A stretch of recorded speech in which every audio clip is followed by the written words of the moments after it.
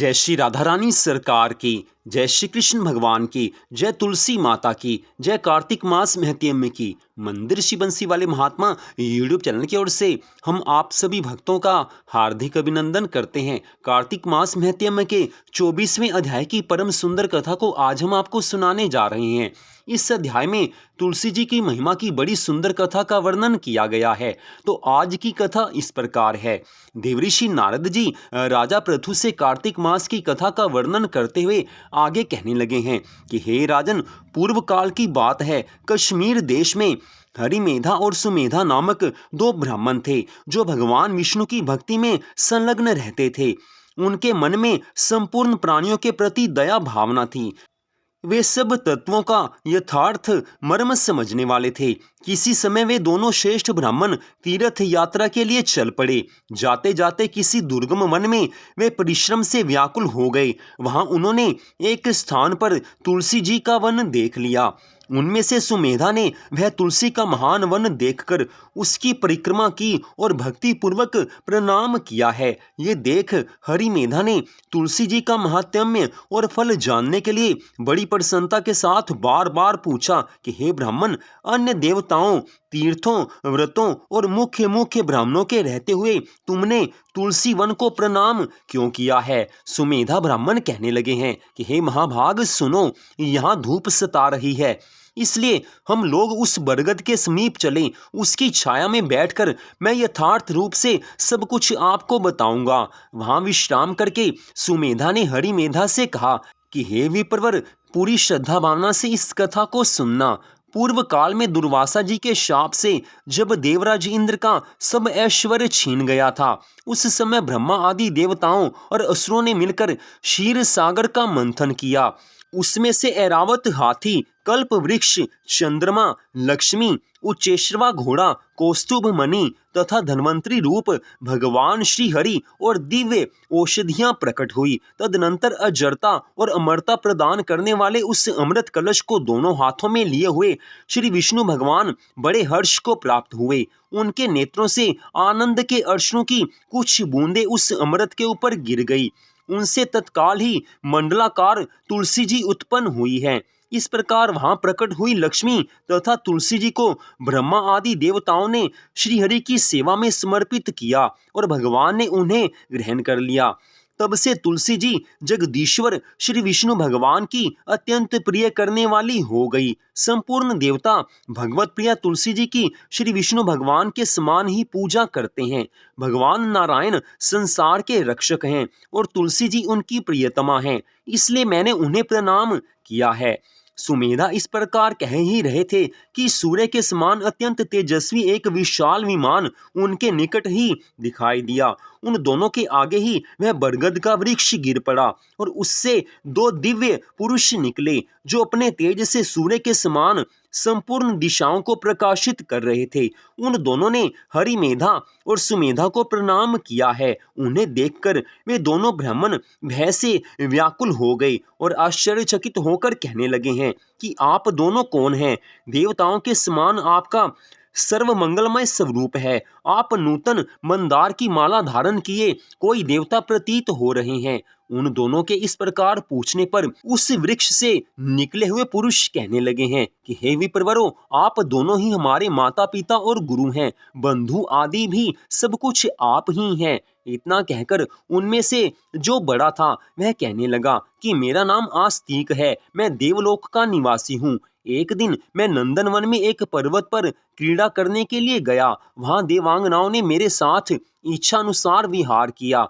उस समय युवतियों के मोती और बेला के हार तपस्या करते हुए लोमश मुनि के ऊपर गिर पड़े। यह सब देखकर मुनि को बड़ा क्रोध आया है। उन्होंने सोचा, स्त्रियां तो परतंत्र होती हैं, अतः यह उनका अपराध नहीं है, यह दुराचारी आस्तिक ही शाप पाने योग्य है।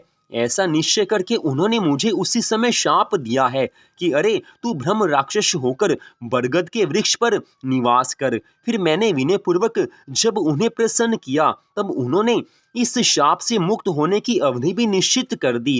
कहा कि जब तू किसी ब्राह्मण के मुख से भगवान विष्णु का नाम और तुलसी दल की महिमा सुनेगा तब तत्काल ही तुझे उत्तम मोक्ष प्राप्त हो जाएगा।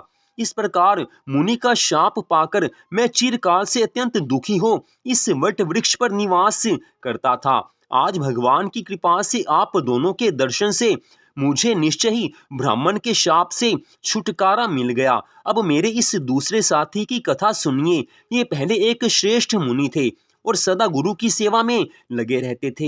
एक समय गुरु की आज्ञा का उल्लंघन करने से ये ब्रह्म राक्षस भाव को प्राप्त हो गए, किंतु आपकी कृपा के प्रसाद से इस समय इनकी भी ब्राह्मण के शाप से मुक्ति हो गई। आप दोनों ने तीर्थ यात्रा का फल तो यहीं पर प्राप्त कर लिया। ऐसा कहकर वे दोनों उन श्रेष्ठ ब्राह्मणों को बारंबार प्रणाम करके उनकी आज्ञा ले प्रसन्नता पूर्वक दिव्य धाम को चले गए हैं। तत्पश्चात वे दोनों श्रेष्ठ मुनि परस्पर पुण्यमयी तुलसी जी की प्रशंसा करते हुए तीर्थ यात्रा के लिए चल दिए हैं। इसलिए भगवान विष्णु को प्रसन्नता देने वाले इस कार्तिक मास में तुलसी जी की पूजा अवश्य करनी चाहिए। इतनी कथा सुनाकर देवऋषि नारद जी राजा पृथु से कहने लगे हैं कि हे राजन, आपने मुझसे तुलसी जी की महिमा के बारे में प्रश्न किया था, सो तुलसी जी के प्राकट्य की कथा को मैंने आपसे सुनाया है कि किस तरह से तुलसी जी का प्राकट्य हुआ है, और तुलसी जी की महिमा के बारे में मैंने आपको बड़ी सुंदर कथा सुनाई है। ये राजन, जो मनुष्य कार्तिक मास में तुलसी वन का सेवन करते हैं, तुलसी जी की महिमा की कथा सुनते हैं, तुलसी वृक्ष के समीप कार्तिक मास में जो प्रातः और सायं दोनों समय दीपक जलाते हैं, वो हमेशा के लिए भगवान की कृपा को प्राप्त कर लेते हैं। ऐसे भक्तों को भवसागर से पार होने में कोई कठिनाई नहीं होती, क्योंकि तुलसी जी की महिमा अनंत है। जो तुलसी जी का पूजन करता है वो सदा ही श्री हरि विष्णु भगवान जी का प्रिय हो जाता है। भगवान को प्रसन्न करने के लिए, भगवान की कृपा को प्राप्त करने के लिए यद्यपि सैकड़ों साधन हैं, लेकिन कार्तिक मास में तुलसी जी की भक्ति करने मात्र से, तुलसी जी का पूजन करने मात्र से बड़ी आसानी से श्री हरि विष्णु भगवान जी की कृपा को प्राप्त किया जा सकता है। इस कारण कार्तिक मास में विशेष रूप से भगवान की भक्ति करते हुए तुलसी जी का पूजन अवश्य करना चाहिए। तुलसी जी का पूजन सभी तरह के सुखों को देने वाला है।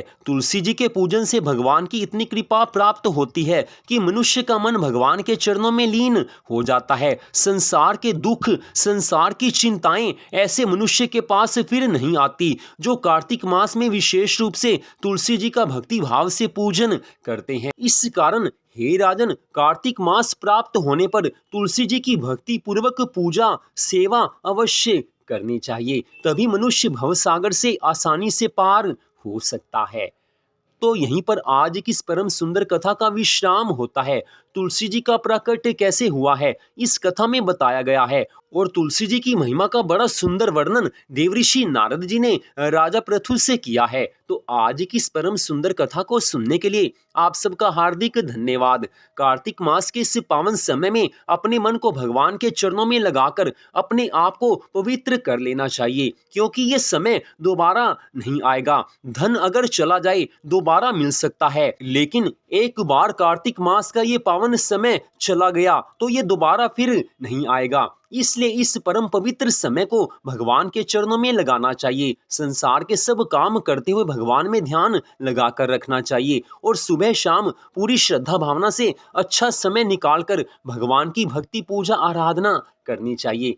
तो आज की इस परम सुंदर कथा को सुनने के लिए हम आप सबका फिर से धन्यवाद करते हैं। भगवान श्री राधा कृष्ण जी की, भगवान श्री लक्ष्मी नारायण जी की, तुलसी माता की अनंत कृपा सदा आप सब पर, आपके परिवार पर बनी रहे। इसी मंगल कामना के साथ जय श्री राधा रानी सरकार की, जय श्री कृष्ण भगवान की, जय श्री लक्ष्मी नारायण जी भगवान की, जय तुलसी माता की, जय कार्तिक मास महत्यम की।